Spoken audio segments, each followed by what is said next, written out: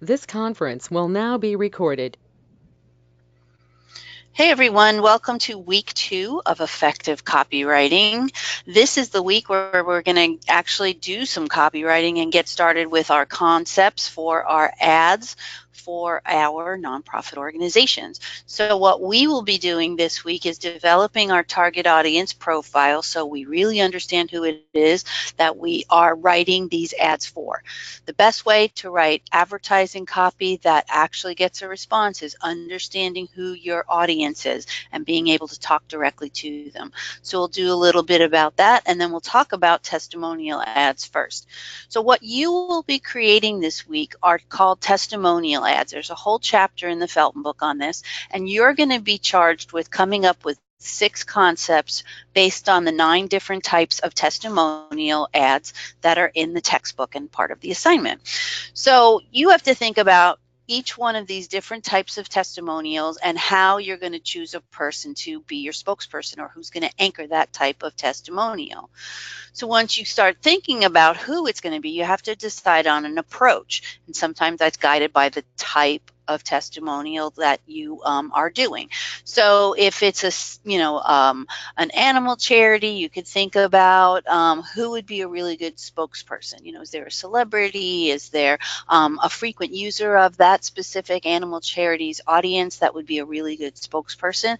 Because you want to think about the person who represents through this testimonial ad. That spokesperson needs to have like a tie to the actual organization or is a known animal lover, for example, if you're an animal charity. And you want to think about the type of testimonial and how you can use different types of voice and tone with each of those. So I talked about this last week. Like after you decide on who's going to anchor it, you want to talk about the kind of approach you're going to take with your concepts. So here are 4 of the 9 types of testimonials. Like I said, they're all explained in the textbook and on the assignment instructions, and I'll talk about that in a second.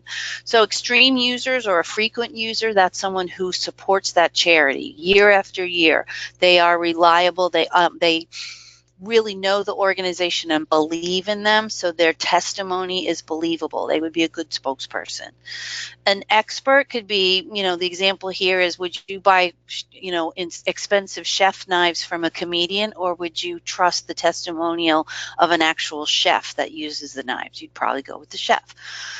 Company bigwigs can be somebody that works for the organization. Maybe it's their director of communications or their president of the board of trustees. Someone who's dedicated their life to that nonprofit could be a good testimonial ad because they've given their 40 plus hours a week to the organization, and they really believe in what the product is. Celebrities, we've all thought about that. I mean, if you're thinking about animal organizations, you could think about who maybe not to use would be that football player from the NFL that abused the pit bulls and went to jail. That would be a horrible example of a trustworthy spokesperson. So as you're thinking about the 9 different types of testimonials, let me pull that up real quick. It's this one. You are going to create 6 concepts that are going to go with these. And there's a whole bunch of information here. And it is chapter, let's see, you're going to watch some tutorials. And what you're going to do is you're going to first read chapter 19, The Power of the Personality. In chapter 19 of your textbook, George Felton describes each of the 9 different types of testimonials. So you're going to choose 6 of those 9 and develop concepts by doing some preliminary sketching. So let me talk a little bit about that. Actually, first let me show you some examples of testimonial ads. Here we go. This was for Food Bank of New York City, and it's coming through the point of view of someone who actually uses the services of the nonprofit. So that's another type of frequent user, is you're talking to someone who would need the services of the testimonial of the nonprofit organization. So here the homeless man is, you can hear his voice where he's saying, you see that I'm hungry, I see that you see me, and I see you pretend not to see me. So help end food hunger in New York City and go to this website, make a donation. Another example using the same organization is coming from a younger person, but this could really pull on the heartstrings of a parent. Imagine you had a child and you were struggling to feed your child, and the kid was like, yeah, but I'm fine. I found a sandwich in the garbage yesterday, so I'll be okay.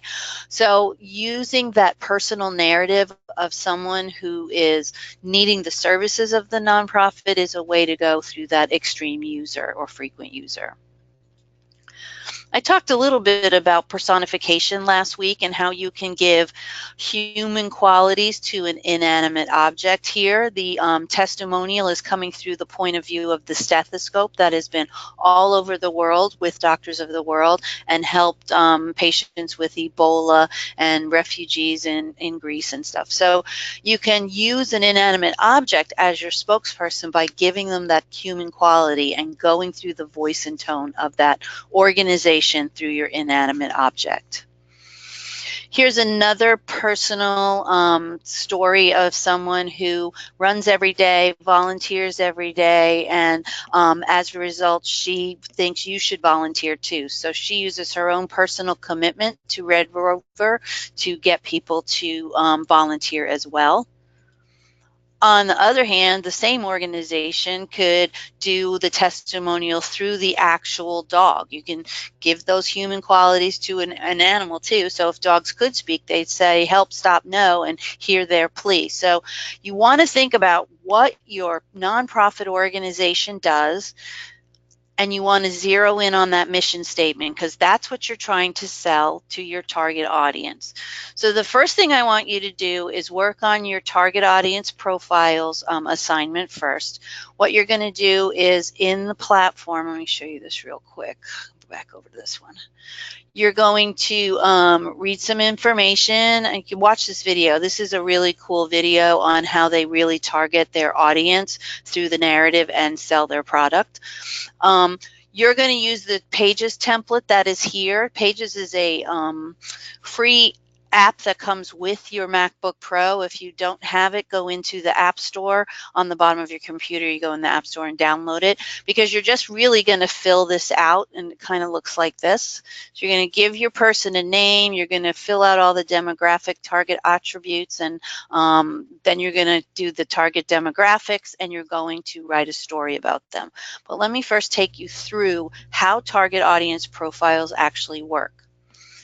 So we want to think about when we're developing a persona or a target audience profile, you're thinking about creating these people that are actually in your target audience. So they're called an archetype.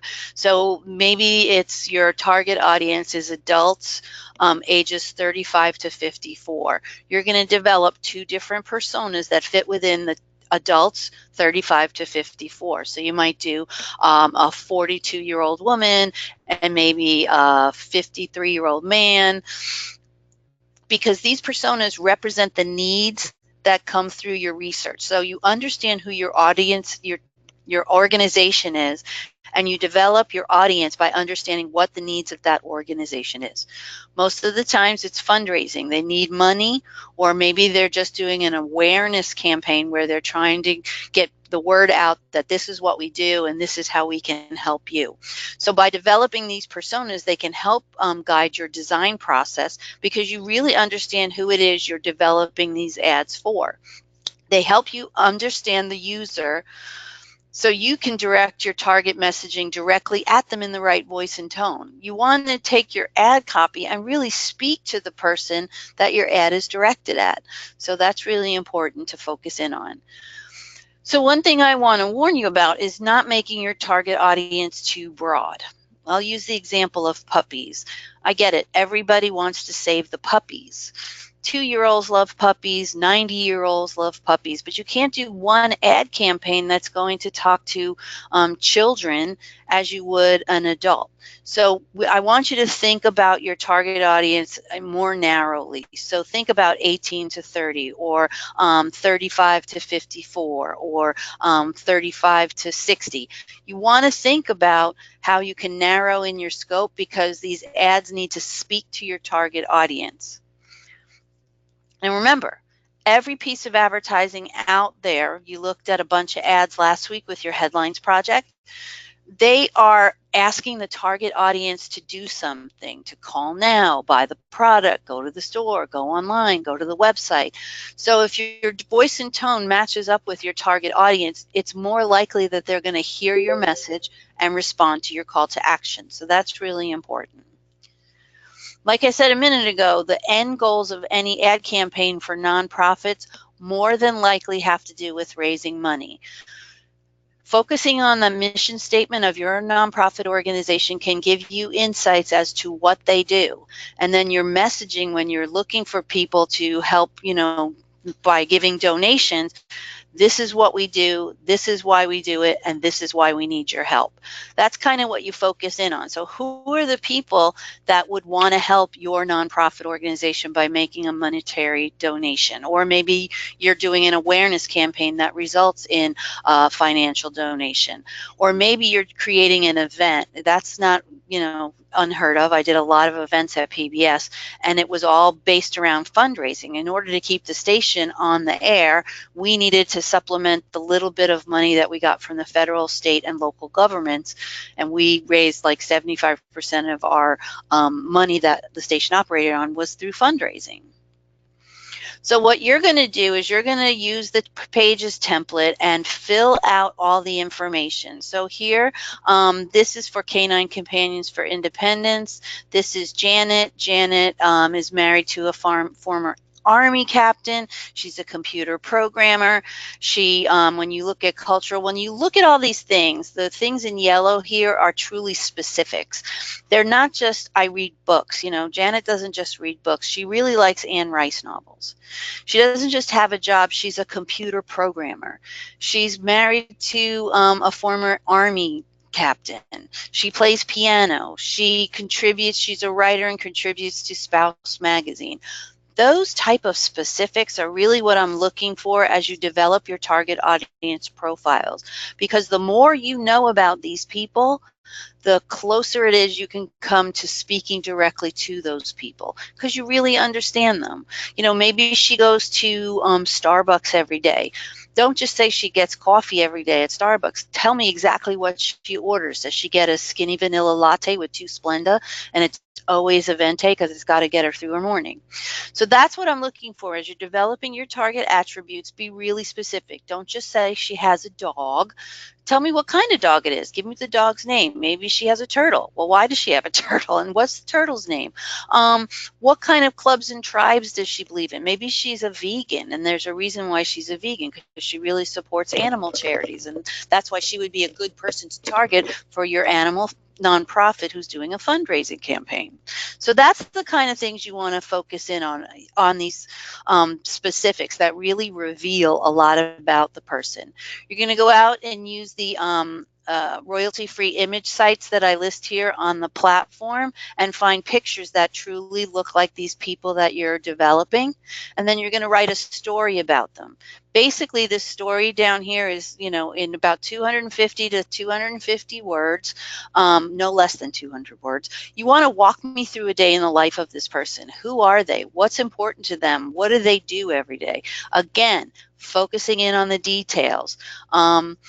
If Janet and her kids aren't outside, they're inside and they're learning computer programs, or they're doing art projects.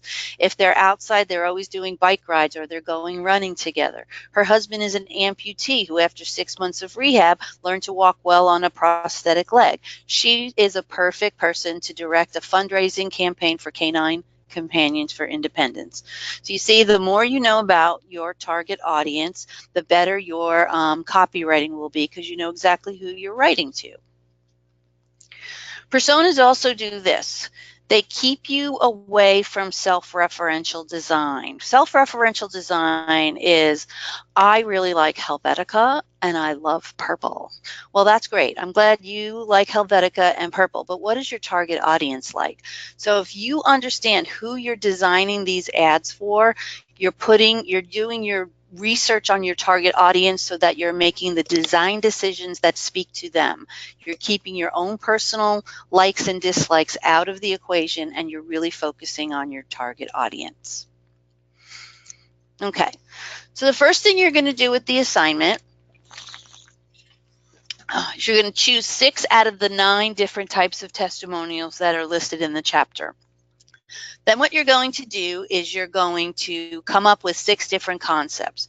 Think about the spokesperson that you would use for 6 of those 9 different types of testimonials, and think about the concepts.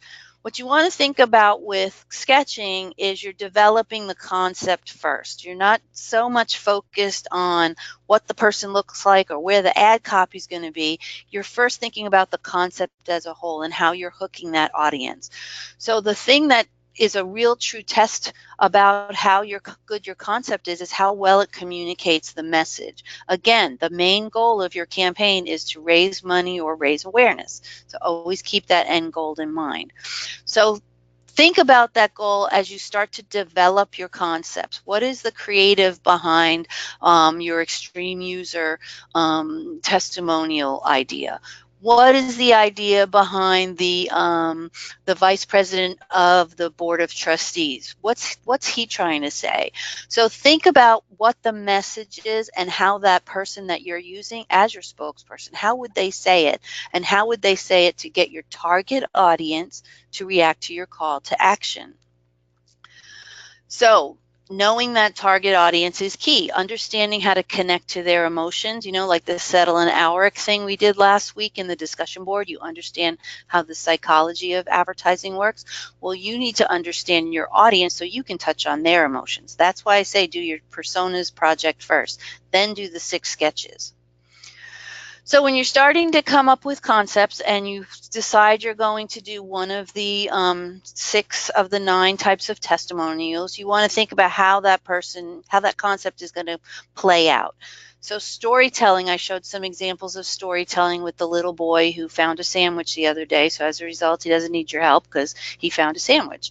That's his story. That's his personal narrative. And sometimes we all can relate to stories. We all tell stories. We relate to each other through storytelling. So think about that person's story in regards to the nonprofit organization. Again, know that mission statement of the nonprofit inside and out, what they do and why they do it, and how that spokesperson can reiterate that message. Other things you can do, if you can't think of a concept or an idea, start doing free association. I like to do it with words. So I might start looking up words like trustworthy or honesty and think about my spokesperson. If I'm doing, say, a company bigwig, what is it about that person that's trustworthy or makes them honest or is believable? So maybe you're coming up with a story about why they dedicated themselves to the organization because they believe so much in what they do. So free association is another way to come up with concepts. Once you have your main ideas, you want to make sure that each concept relates back to what the client needs you to do. They want you to design magazine testimonial ads that are going to help the audience respond to their call to action by either making a donation or knowing about the nonprofit. So go around, look at your ideas, make sure that as you're starting to come up with your copy points that you're really touching on that mission statement and that you're really directing it to the target audience and that the mission of that nonprofit is kind of reiterated through those ideas. So I talked about words and phrases. Sketching your way through a story can help you visually construct the scene. So maybe you're not actually laying out the ad, but you're kind of doodling the person up to get the ideas flowing. But then what you want to do is once you have these rough ideas down, that's the way you get the ideas flowing, but you don't want to turn in the rough sketches. And let me give you a little aside here. I do not sketch well on the fly. I can draw and I can copy anything, but off the top of my head, I literally draw stick people, which when you're in a one-on-one meeting with a client and you're talking about ideas and you're sketching in front of them, that's fine. But if in this instance with this class, what we're pretending to do is that we're going to the client with these sketches already done. So what you do, once you have your rough ideas, what you want to do is then you want to, refine them so that the client understands what your concept is from these 6 sketches. Because also with these sketches for the assignment, You're also putting in rationales as to why these concepts work. What are they? What do they work? Who's the spokesperson? I want you to remember, chapter 19 in the textbook describes in Felton's words the 9 different types of testimonials. So as you are writing out your rationales for this assignment, use Felton's words to define each of the 6 spokespeople that you are using. Use Felton's words in your rationale to help back up the argument that you're using this type of testimonial, this is what it is, and this is why it would work. Okay, so that's what you're doing with the 6 sketches. Once you're done with your 6 sketches, then you're going to have to go back and you're going to comp up 3 of them. So you have to decide out of the 6 concepts that you developed, which are the 3 that best communicate the idea? Which are the 3 that you feel the strongest about, that you think are really going to help the client achieve their goal of raising money and raising awareness for their organization? So the sketches are not only a way for you to get the ideas flowing, but it's a good way to get the client directed in the direction that they should be going in. Or maybe it's giving the client the ideas that you're going in a certain direction, and it helps them understand that. So now we're going to take it into the comp stage. And a comp is basically a detailed creation of the actual concept as if it was going to the magazine. So in the platform, I give you magazine specifications here. This tells you the sizes that you want to make your ads. So for a full page ad, you're all doing full page ads. You want to make sure that you're setting up your document with these type of inches, because you want to make sure with the live area that anything that's going to get chopped off accidentally in trim, because a magazine, especially with a full bleed ad, when it goes to trim, you want to make sure the logos and all the copy are inside the live area. So that's why you do these 3 different types of widths and lengths. Okay. This tells you how to set up your document. And here's your resources. These are the Linda tutorials that you should be doing. Okay, so what you're going to do now is take those 3 concepts that you think are the strongest, get into InDesign, go look for pictures. You just looked for pictures for your target audience. So you know those resources like Pixabay, where you can find royalty-free images that would represent maybe your extreme user, like the ad that had the homeless man in it. You know, that conveys a certain message. That was a concept a student came up with and had this idea, so they went and found this image. Or if you want, you can shoot your own images. That's always great too. Okay. Then what you want to make sure you do is with your comps, you want to make sure that you're writing the copy that goes along with the image that you're using, and do the layout. Show us what the ad's going to look like, because this is the point of the pitch you're making to the client, where they're going to understand exactly where the ad's going, that it's going to have this specific woman in it. The copy is going to say this. The call to action is clear. The client can see in your body copy how you kind of echo the mission statement of their organization to sell the target audience on making that donation. So that's where the comp comes in. So Craig Smallish is in our tutorial says there's also 2 reasons why you want to produce a final comp. The first is a visual tool for communicating the idea. You're sitting there in front of the client and showing them. And the second one is an instructional resource. It's a tool to communicate, so the final comp functions to convey our idea to the client before we actually commit to producing the publication ready design. So you want to have something that the client's going to understand that this is exactly what it's going to look like, because say you have you want to do a celebrity, and I want to caution you all about how you use a celebrity. You're not allowed to just go out there and grab a celebrity and use their image. You can use the idea of a celebrity, and in your pitch talk about in the rationale how maybe Taylor Swift is going to be the spokesperson for your animal charity, but you cannot actually use Taylor Swift in your ad comps, because these are eventually going to end up on your Behance, and that's a public forum, and you don't own the rights to Taylor Swift's image. Even if you find a royalty-free photo of Taylor image, you're not allowed to use her brand, which is part of her image. Okay, so here's a real world example. I pitched an idea for the cover of our magazine for NPR. It was the 25th anniversary of our NPR affiliate, and I wanted to do this photo shoot with all our NPR local people on the cover. And I had a specific idea, so I sketched it out. Then I kind of put together a comp so they could understand it, so that my boss would sign off on the idea before I got, 15 people in the studio and the lights set up and everybody in the right clothes that I wanted in the. So you want to make sure that your client approves a concept before you go and shoot the photographs or invest in the typography or you purchase the actual pictures. Okay. So this week you're going to finish up the tutorials that are assigned with the Mastery Learning Project, and then I want you to go into the other assignment and develop your target audience profile so you truly understand who your target audience is. Then you're going to go back and do your 6 sketches with your 6 rationales and quote from the textbook and the resources that we give you. And then you're going to take, out of those 6 sketches, you're going to develop 3 into comps. Now, these comps don't have to be perfect. What's going to happen is next week we're going to do revisions to the comps, almost as if you had presented them to the client, and the client's like, this is what I need you to fix, and this is what I need you to change.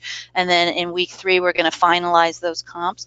So I want you to get the layouts done, and I want you to work on the copy, and then we're going to fine tune it in week 3. But you have to kind of give us an idea of how the full page ad is going to look. Okay. And here's the good news. Nothing is due in the middle of the week. Everything is due on Sunday at 11:59 p.m. Eastern. Be aware of the deadlines and work smart. Do some work, preliminary work at the beginning of the week, and then kind of use your time management skills to lay out everything you need to do. Okay. So Sunday, target audience profiles, do that first. Do your 6 sketches and 3 ads. Your comp should have a headline, maybe a subhead, body copy, and a call to action. So make sure your comps, especially that call to action. I'm always surprised when I see ads that don't tell the audience what to do. So make sure your ads do that. Okay, do we have any questions? You can either type in the window or I will open up the microphones if I can find them. Okay. Questions? Hi, Holly. Hi, Robin. Hello. How are you? Doing good. I do have a question. Uh-huh. On our personas, can we make them like somebody we might already know? Kind of compare them to somebody we know? They could be based on actual people. Okay. I would change the names of the innocent, to protect the. Yeah, but if you know someone like, for example, if I had a friend that was doing target audience profiles for an environmental charity and needed to develop a persona, and she knew I was a member of Sierra Club, Nature Conservancy, and Audubon, I would be a perfect. Not only would I be a good persona for the target audience, but I'd probably be a really good spokesperson. So think about that too as you're looking at your target audience. Maybe some of them is somebody that really believes in what the nonprofit organization is doing, and they could also be a spokesperson under the extreme user category or just plain folks category. Yes, because I'm really trying to think of it for mine since I'm doing the Fallen Firefighters Foundation of what it's kind of a little bit more difficult than, yeah, it wouldn't be like a whole wide group of people, but it would be families and friends of first responders in general. That could be your target audience. People who would have the money. Yeah, exactly. Because I come from a town on Long Island that is a very big fire department town, and all of our people grew up in the fire department and everything. So I could definitely do personas just by thinking about people I know back home. Okay. That gives me some ideas. Yeah. Can you hear me? Yeah. Hi, Garland. What's up? Okay. So I was about to ask the same question that she asked about the whole target profiles, but I guess overall, as long as we know somebody, we just switch up their name. As long as we get like everything to the point where it's not broad. Right. You want to, let me pull this one back up on the screen. You want to make sure that you can, well, I wouldn't use their picture. I'd find something that looks like that person, but I wouldn't use their picture. And I don't want you using real people's names. But you can base all of this information on someone you know, if you believe they are to be part of your target audience. You know, if you have a 12-year-old sister, you know, they're not going to make a contribution to a firefighters organization. So you really want to think about that end goal of the ad. It's to get people to make a donation or to raise awareness about the organization. So it's mostly going to be adults that you're talking to. Okay, unless you're creating an event that's based around children, then you've got a different target audience. Okay. Other Gotcha. questions? Okay. Well, this week is busy in the fact that you're coming up with 6 concepts and you're coming up with 3 comps. I've been asked to do that in the real world a couple times, and not in a week, but in a day. So this is all I'm trying to make it as real world as possible so that people who don't have experience in the field kind of get a feel for what goes on.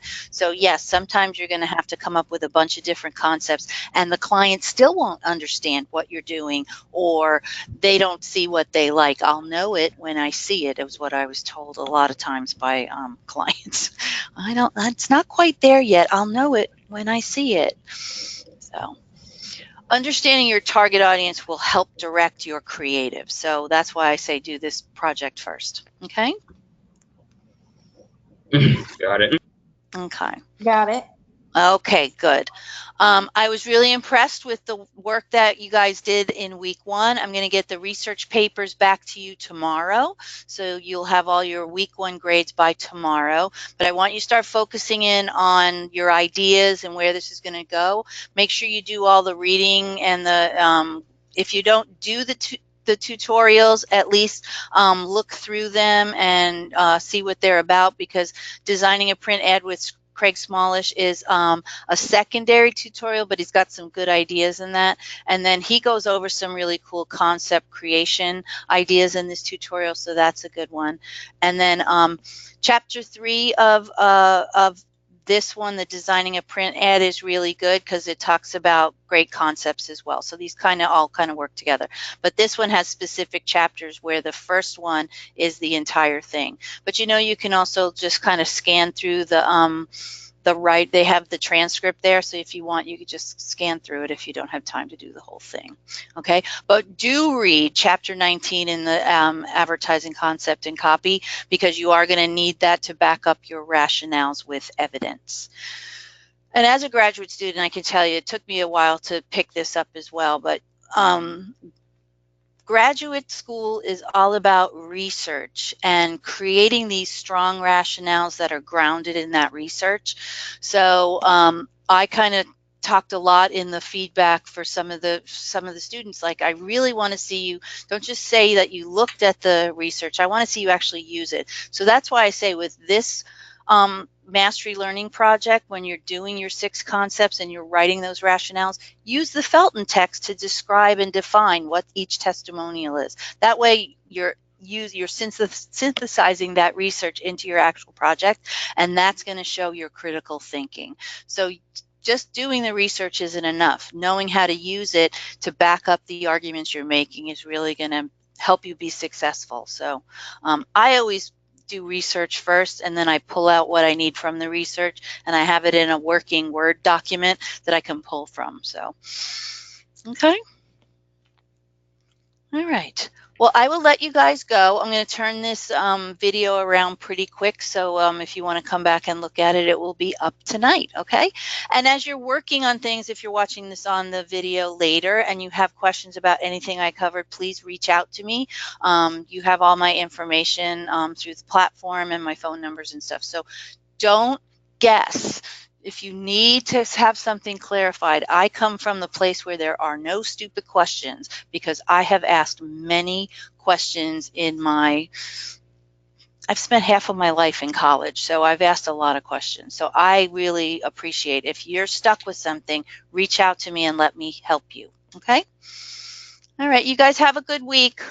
I can't wait to see what you come up with for your nonprofits.